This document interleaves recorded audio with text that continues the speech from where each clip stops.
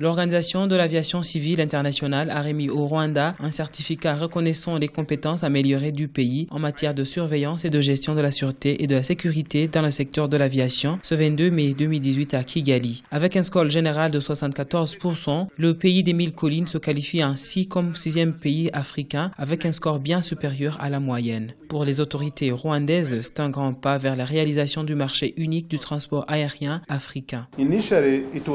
Pendant longtemps, les gens ont eu peur de voyager avec les compagnies aériennes africaines pour des soucis de sûreté. Ceci nous a poussé à comprendre qu'il ne suffit pas seulement de faire du transport aérien, mais principalement d'assurer la sécurité aérienne en respectant les normes internationales. Il était même très cher de voyager sur le continent à cause de multiples charges liées à la complexité du système continental, où par exemple, quelqu'un voyageant d'un pays africain devait passer par l'Europe pour se rendre dans un autre pays africain. Ceci résultait bien sûr en la perte d'argent et de temps, et c'est pour ça que nous faisons d'importants investissements dans ce secteur pour justement mieux servir notre continent. Le Rwanda a également signé plus de 80 accords bilatéraux des services aériens avec différents pays africains et dans le monde. Au début de l'année 2018, les autorités ont lancé les travaux de construction d'un nouvel aéroport international à Bugesera à l'est du pays qui va coûter au total 818 millions de dollars américains.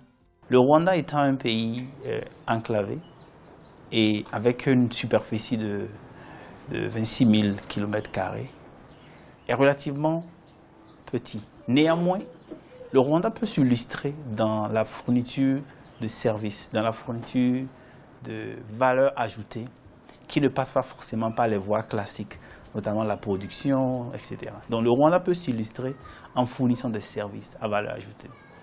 Et le sigle anglais qu'on utilise souvent pour ce type de service est MICE, qui parle un peu des conférences, des grandes rencontres internationales et des exhibitions ou des foires. Le Rwanda, en s'illustrant par exemple dans ce domaine-là, montre et offre des services à valeur ajoutée et peut constituer une plateforme pour pouvoir desservir, pour pouvoir fournir des meilleurs services aux gros pays, aux grands pays qui sont ces pays limitrophes, notamment l'Ouganda, la Tanzanie et la RDC.